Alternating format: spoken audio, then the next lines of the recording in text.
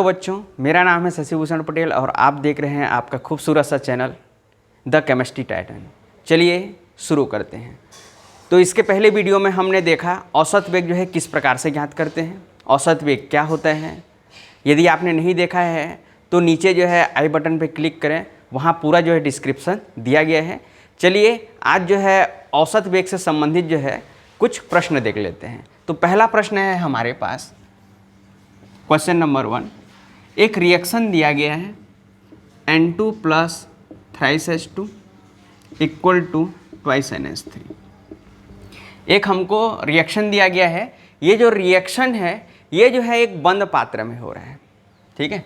एक रिएक्शन है N2 plus thrice H2 equal to twice NH3। ये जो है एक बंद पात्र में हो रहा है। तो यहाँ पर N2 के विलुप्त होने की दर, N2 के विलुप्त होने की दर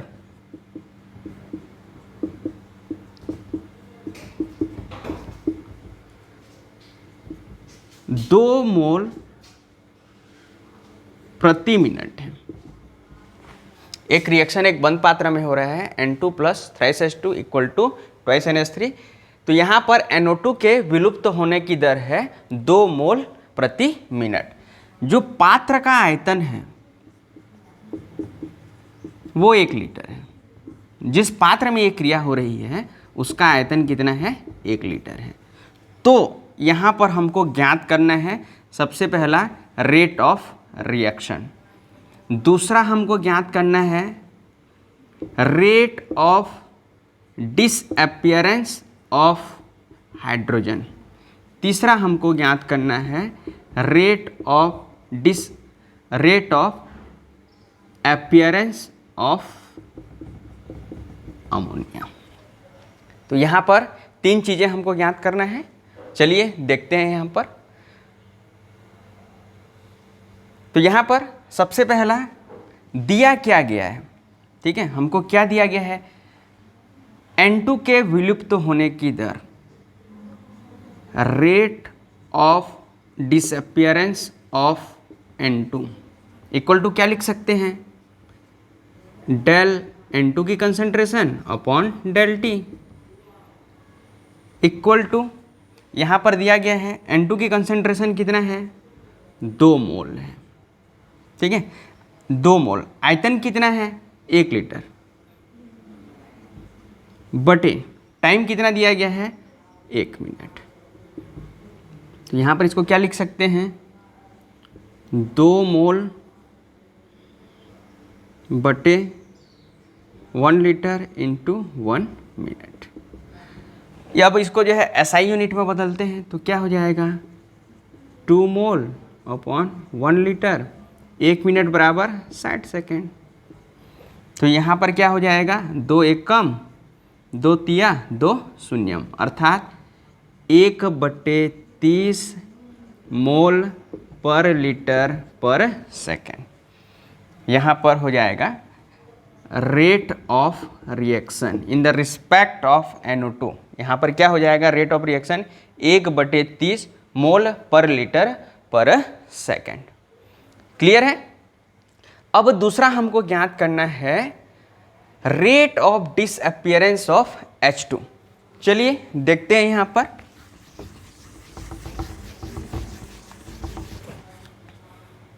दूसरा हमको ज्ञात करना है rate of disappearance of H2, H2 के विलुप्त होने की दर। तो रेट ऑफ रिएक्शन इस समीकरण के लिए, ठीक है, रेट ऑफ रिएक्शन इसके लिए हम क्या लिख सकते हैं, H2 के लिए माइनस 1/3 डेल H2 की कंसंट्रेशन अपॉन डेल T।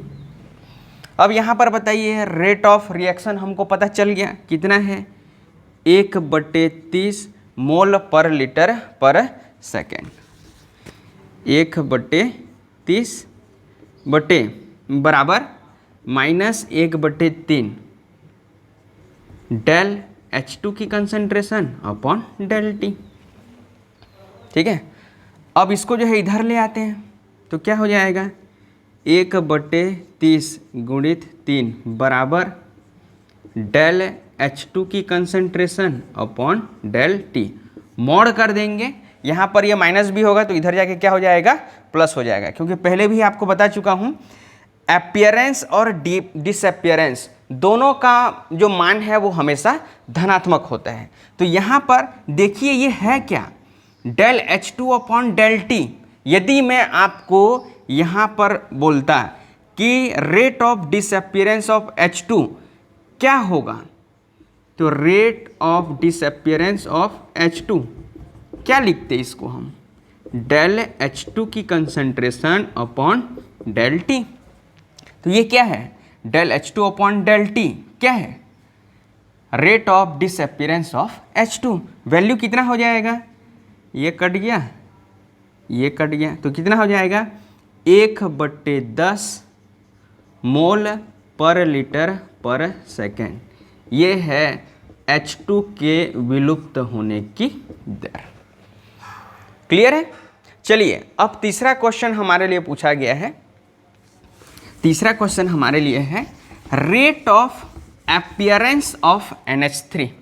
ठीक है, चलिए इसके लिए rate of appearance of NH3 क्या लिख सकते हैं हम, ये लिख सकते हैं डेल NH3 का कंसंट्रेशन अपॉन डेल T।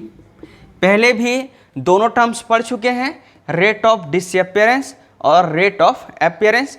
तो NH3 का क्या हो जाएगा, डेल NH3 का कंसंट्रेशन अपॉन डेल T। तो यहाँ पर चलिए तीसरा निकालते हैं। तो इसके लिए क्या हो जाएगा, रेट ऑफ रिएक्शन, यदि इसके लिए हम लिखें तो क्या हो जाएगा, +1/2 डेल NH3 का कंसंट्रेशन अपॉन डेल T। तो यहाँ पर रेट ऑफ रिएक्शन हमको कितना मिला है, 1/30 मोल पर लीटर पर second equal to 1/2 del NH3 का कंसंट्रेशन अपॉन डेल T। तो डेल NH3 का कंसंट्रेशन अपॉन डेल T ये क्या है, ये है rate of appearance of NH3। तो इसको इधर पक्षांतर कर देंगे तो यहाँ जाके क्या हो जाएगा, 1/30 × 2। तो क्या मिल जाएगा हमको, 2 एकम 2 एकम 2, 1/15 मोल पर लीटर पर second equal to del NH3 की कंसंट्रेशन अपॉन डेल T। यहाँ पर कुछ लोग बोल रहे होंगे इधर आया तो ये जो है माइनस होगा, नहीं होगा, क्योंकि यहाँ पर जो रेट ऑफ अपीयरेंस होता है और रेट ऑफ डिसअपीयरेंस होता है वो हमेशा जो है पॉजिटिव होता है। ये प्लस और माइनस का सिंबल केवल ये बताता है कि समय के साथ अभिकारक का सांद्रण घट रहा है और उत्पाद का सांद्रण जो है बढ़ रहा है। तो चलिए तीनों समझ में आ गया। तो चलिए अगला क्वेश्चन नोट कर लीजिए। यहाँ पर क्वेश्चन नंबर 2 देखते हैं। यहाँ पर एक क्वेश्चन दिया गया है 2NO2O5 गिव्स 4NO2 + O2। ये जो अभिक्रिया है एक बंद पात्र में हो रहा है और यहाँ पर NO2 के प्राप्त होने की दर है 2 मोल पर लीटर पर सेकेंड। तो यहाँ पर हमको ज्ञात करना है पहला रेट ऑफ रिएक्शन और दूसरा ज्ञात करना है rate of disappearance of N2O5। तो चलिए क्वेश्चन को बना के देखिए, वीडियो पॉज कीजिए, क्वेश्चन बना के देखिए। ठीक है, चलिए तो यहाँ पर हमको दिया क्या गया है, rate of appearance of NO2 क्या लिख सकते हैं, डेल NO2 की कंसंट्रेशन अपॉन डेल T। कितना दिया गया है, 2 मोल पर लीटर पर सेकेंड। तो यहाँ पर इसके केस में हमको क्या ज्ञात करना है, रेट ऑफ रिएक्शन। तो रेट ऑफ रिएक्शन यदि NO2 के लिए लिखें तो क्या होगा, +1/4 डेल NO2 की कंसंट्रेशन अपॉन डेल T। ठीक है, अब यहाँ पर देखिए rate of reaction equal to +1/4 del NO2 upon del T। इसकी वैल्यू कितनी है, 2 मोल पर लीटर पर सेकेंड। तो कितना हो जाएगा, 2 एकम 2 दूनी, अर्थात कितना हो गया, 1/2 मोल पर लीटर पर second. In the respect of NO2, इसका रेट ऑफ रिएक्शन कितना है 1/2 मोल पर लीटर पर सेकेंड। चलिए अब दूसरा चीज हमको ज्ञात करना है rate of disappearance of N2O5। तो यहां पर क्या हो जाएगा, चलिए इसके लिए जो है रेट ऑफ रिएक्शन लिखते हैं N2O5 के लिए, तो क्या हो जाएगा -1/2 डेल N2O5 का कंसंट्रेशन अपॉन डेल T। ठीक है, तो रेट ऑफ रिएक्शन हमको अभी कितना मिल गया 1/2 मोल पर लीटर पर second equal to -1/2 del N2O5 का कंसंट्रेशन अपॉन डेल T। इसको इधर पक्षांतर कर देंगे तो यहाँ पर बच क्या जाएगा डेल N2O5 की कंसंट्रेशन अपॉन डेल T, क्योंकि यहाँ rate of appearance of N2O5 क्या है डेल N2O5 का कंसंट्रेशन अपॉन डेल T, और रेट ऑफ अपीयरेंस और रेट ऑफ डिसअपियरेंस हमेशा क्या होता है पॉजिटिव। तो इधर आके ये क्या हो जाएगा 1/2 गुणित 2, 2 एकम 2 एकम, अर्थात del N2O5 upon del T। तो यहाँ पर कितना हो जाएगा 1 मोल पर लीटर पर सेकेंड। क्लियर है, तो ये हो गया आपका rate of disappearance of N2O5। Note कीजिए। अगला देखते हैं औसत वेग के बाद तात्कालिक दर या तात्क्षणिक दर। ये क्या होता है तात्क्षणिक दर। अब जो है इसको इस तरीके से समझते हैं, मान लो एक गाड़ी है, ठीक है, एक कार है, वो 4 घंटे चली और 4 घंटे में उसने जो है 200 किलोमीटर का रास्ता तय किया। अब यदि हमको यहाँ पर इसका औसत गति पूछ दिया जाए या औसत वेग पूछ दिया जाए तो कितना हो जाएगा 200 किलोमीटर बटे 4 घंटा, अर्थात 50 किलोमीटर प्रति घंटा। अर्थात वो गाड़ी जो है 1 घंटे में 50 किलोमीटर का जो है सफ़र तय कर रही है। लेकिन क्या उस गाड़ी की जो स्पीड है वो हमेशा 50 किलोमीटर प्रति घंटे पे होगा। गाड़ी का स्पीडोमीटर आपने देखा होगा, इस प्रकार से गाड़ी का आपने स्पीडोमीटर देखा होगा 0, 10, 40, 80, 100, 140 ऐसा लिखा होता है किलोमीटर प्रति घंटा। गाड़ी पे आपने देखा होगा, कार पे आपने देखा होगा। तो क्या ये गाड़ी समान स्पीड से चलती है? बिल्कुल नहीं। ठीक है, हो सकता है रास्ता जो है उबड़ खाबड़ हो, ठीक है, रास्ता उबड़ खाबड़ हो, पत्थर हो कभी, ठीक है, यहाँ पर। तो यहाँ पर क्या है, यदि पूछ दिया जाए, मान लो ये गाड़ी जो है सुबह 8 बजे से चली है 12 बजे तक, ठीक है, सुबह 8 बजे से चलना शुरू की है, 12 बजे तक 4 घंटे में इसने जो है 200 किलोमीटर का सफ़र तय किया। यदि यहाँ पर अब यदि हमको पूछ दिया जाए कि 8:12 में इस गाड़ी की स्पीड क्या थी, हमने तो ये बता दिया कि 1 घंटा में जो है ये 50 किलोमीटर का सफ़र तय कर रही है, ठीक है, 1 घंटे में मतलब 60 मिनट में ये जो है 50 किलोमीटर का सफ़र तय कर रही है। लेकिन यदि पूछ दिया गया कि 8:12 में इस गाड़ी की स्पीड क्या थी, ठीक है, तो क्या हम बता सकते हैं? ठीक है, किसी विशेष क्षण पर, ये जो है विशेष क्षण है, उसके लिए हम 8:12 में ये जानना चाहते हैं कि उस गाड़ी की स्पीड क्या थी।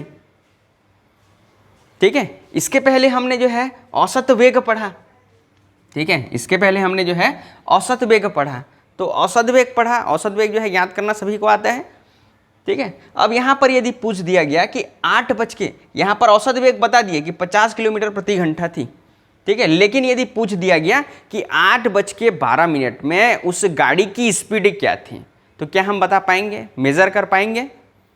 ठीक है, हमको उसके लिए जो है टाइम जो है सूक्ष्म लेना पड़ेगा, ठीक है, in case of instantaneous rate of reaction. ठीक है, तो यहाँ पर देखते हैं तात्क्षणिक दर। किसी विशेष समय में या किसी निश्चित समय में अभिक्रिया की दर, वही कहलाता है उसका तात्क्षणिक दर।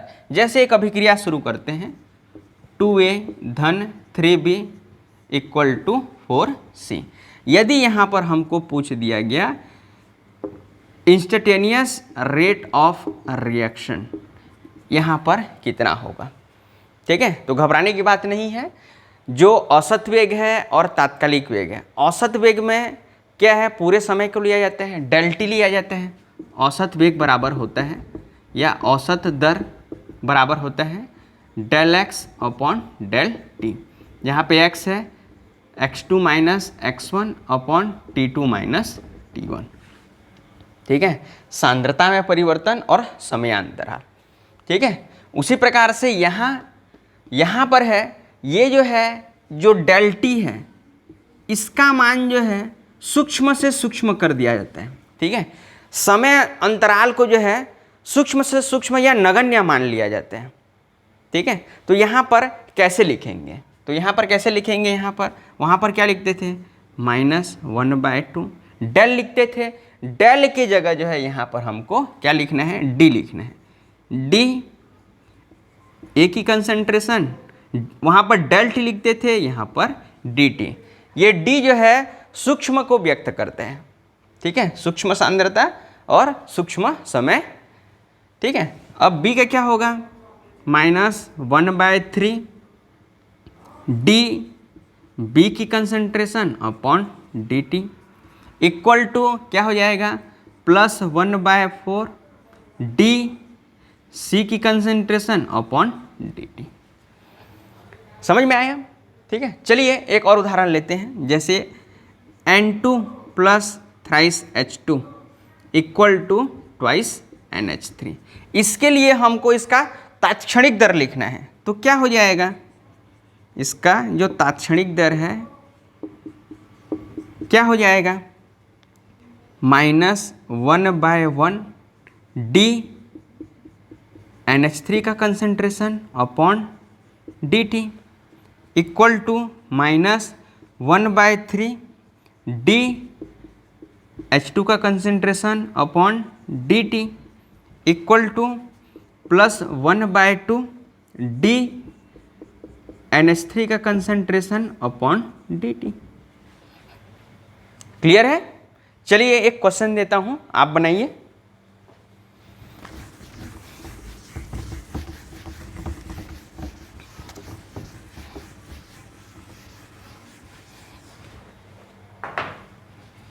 क्वेश्चन पहला, H2 plus I2 equal to 2HI। इसके लिए इंस्टेंट रेट ऑफ रिएक्शन लिखिए। वीडियो पॉज कीजिए और खुद से बनाइए। चलिए यहाँ पर क्या हो जाएगा, -1/1 डी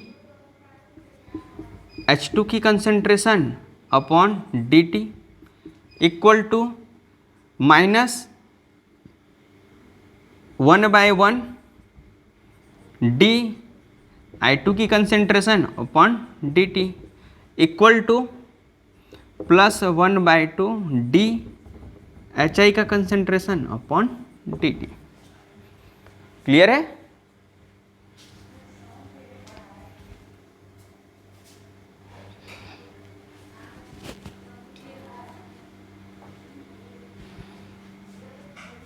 चलिए नेक्स्ट क्वेश्चन खुद से कीजिए। 2H2 plus O2 gives 2H2O। तो क्या हो जाएगा इसका, instant rate of reaction equal to -1/2 d H2 का concentration upon d t equal to -1/1 d O2 का concentration upon d t equal to +1/2 d H2O का कंसंट्रेशन अपॉन डी टी। चलिए अब आपको सभी को पता चल गया होगा कि यहाँ पर कुछ अंतर नहीं है, ठीक है। वहाँ पर क्या है, औसत दर क्या है, पूरे समय अंतराल को लिया जाता है, ठीक है, जबकि ताक्षणिक दर में किसी एक विशेष समय को लिया जाता है, समय को सूक्ष्म से सूक्ष्म कर देते हैं, ठीक है, वहां पर डेल लगता है, यहां पर डेल की जगह क्या हो जाता है, डी लिखते हैं, बस। क्लियर है?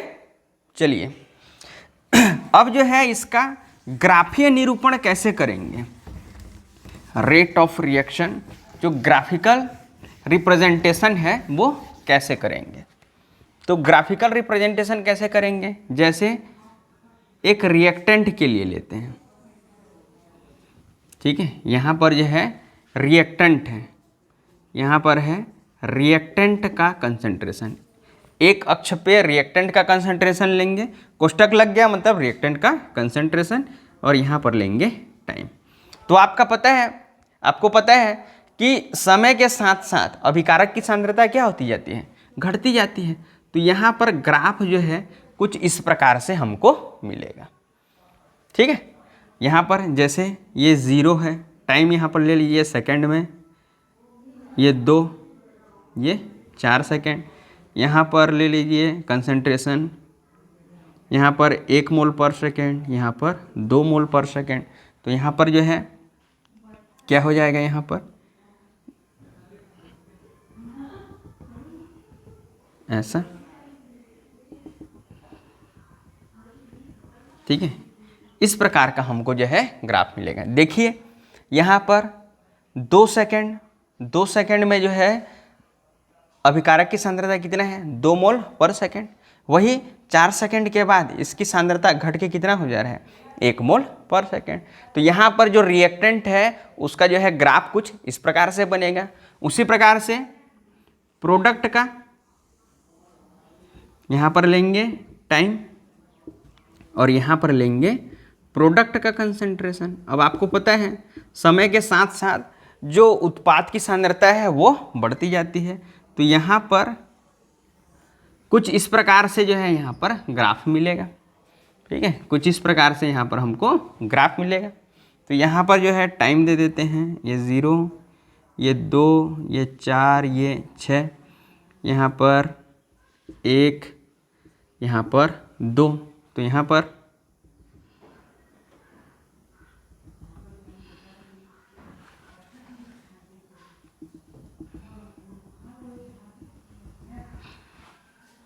ठीक है, तो यहाँ पर देखिए 2 सेकंड में यहाँ पर कंसंट्रेशन कितना है, 1 मोल पर सेकंड। 4 सेकंड में 2 मोल पर सेकंड। जरूरी नहीं कि ऐसा हो, एक एग्जांपल के तौर पर लिए। तो यहाँ पर ये बन जाएगा अभिकारक की सांद्रता और समय के बीच ग्राफ, यहाँ पर उत्पाद की सांद्रता और समय के बीच ग्राफ। उम्मीद है आप सभी को जो है ये टॉपिक समझ में आया होगा, औसत वेग और ताक्षणिक दर। अब जो है कल आने वाले अगले वीडियो में हम देखेंगे अभिक्रिया की दर को प्रभावित करने वाले कारक। ऐसे कौन कौन से कारक हैं जो अभिक्रिया की दर को प्रभावित करते हैं। यदि कोई भी क्वेश्चन रहता है तो नीचे जो है यूट्यूब पर कमेंट बॉक्स में जो है कमेंट कीजिए। पढ़ते रहिए, हंसते रहिए, मुस्कुराते रहिए। All the very best.